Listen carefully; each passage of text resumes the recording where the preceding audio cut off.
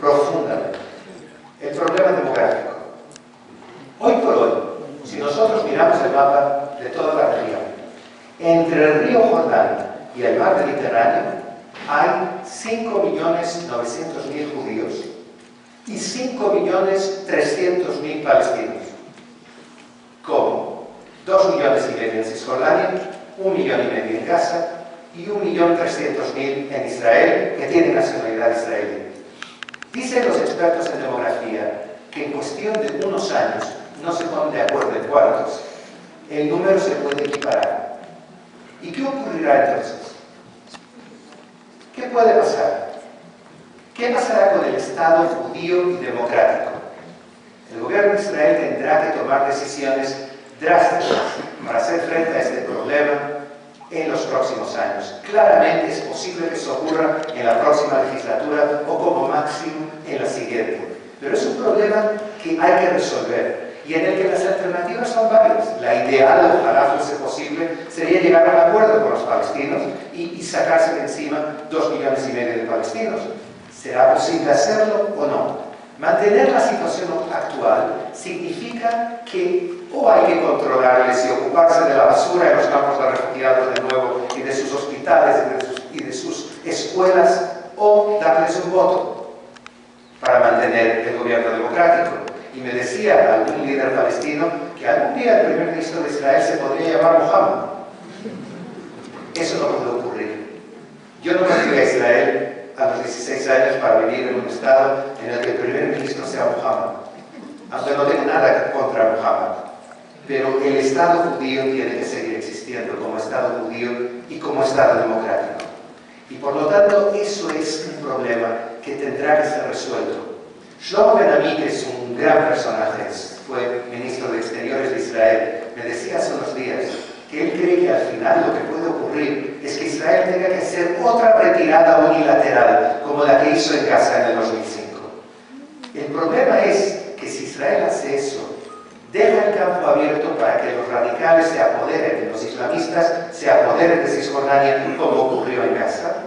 Y imagínense misiles Qassam cerca del aeropuerto de Ben Gurion.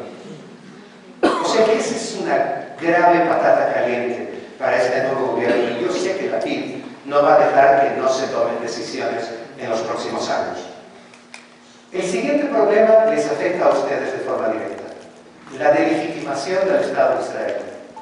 En los años 90 nadie se atrevía a poner en duda que Israel tenga derecho a existir como Estado. Ahora es algo extremadamente corriente en los países occidentales, que se debata en programas de televisión abiertamente, ¿tiene derecho o no a existir Israel como Estado? Eso es terrible. En 1897, en Basilea, decía Herzl que tendremos que explicar la legitimidad del futuro Estado judío. Desde entonces no hemos dejado de intentar explicar, pero es un problema. Los radicales dicen que Israel es como los cruzados. Dicen, los cruzados vinieron, estuvieron 190 años y fueron expulsados de la zona. Eso es lo que pasará a Israel. Yo creo que se equivocan profundamente. Pero en todo esto la diáspora tiene que tener un gran papel en la diplomacia pública, en explicar al mundo realmente, más que explicar, en dejar claro el derecho del pueblo judío a la autodeterminación y a tener su propio Estado como cualquier otro pueblo. En Israel a mí me gusta llamar el país, le llamo como el centro del mundo. ¿Por qué centro del mundo? Porque lo es para 2.000 millones de cristianos, 1.500 millones de musulmanes y desde luego para todo el pueblo judío. Pero lo es desde el punto de vista mediático. Israel es el lugar del mundo con más periodistas por metro cuadrado. Hay un barrio en Jerusalén, se llama Ramat Sharet, en el que hay más periodistas extranjeros que viven allí que en toda África. Y esto no es sabido, pero tiene un efecto brutal sobre la propia realidad del Estado de Israel. La cantidad de información que sale de ese Estado es brutal y no tiene ningún tipo de parangón en ningún otro país del mundo. Hay un intelectual italiano, Giovanni Sartori, que dice que lo que está ocurriendo hoy en día en el mundo es que el Homo sapiens, el ser humano, se está convirtiendo en el Homo videns, en el hombre que ve. Y por lo tanto, lo que yo siento hacia un conflicto, hacia una lucha, es definido por lo que yo veo en los medios de comunicación. No les tengo que decir que el papel de los medios de comunicación es brutal. Pero quizás la cosa más grave que este gobierno tiene que decidir ahora, que puede pasar por la existencia de Israel, es Irán.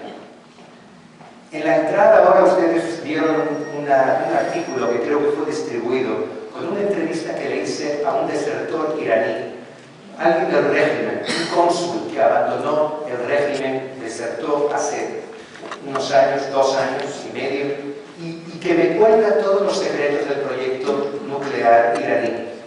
Yo les voy a enseñar si está aquí, cheque, algo de 2 minutos, que vean realmente 2 cosas que me dice sobre la infiltración de Irán en América Latina, y luego continuamos y les voy a explicar que en realidad en Irán la guerra ya ha empezado. Hay una guerra quirúrgica, pero una guerra que está ocurriendo en este momento de servicios secretos de varios países, y estas explosiones que oímos los últimos días y que oímos de vez en cuando no son explosiones casuales.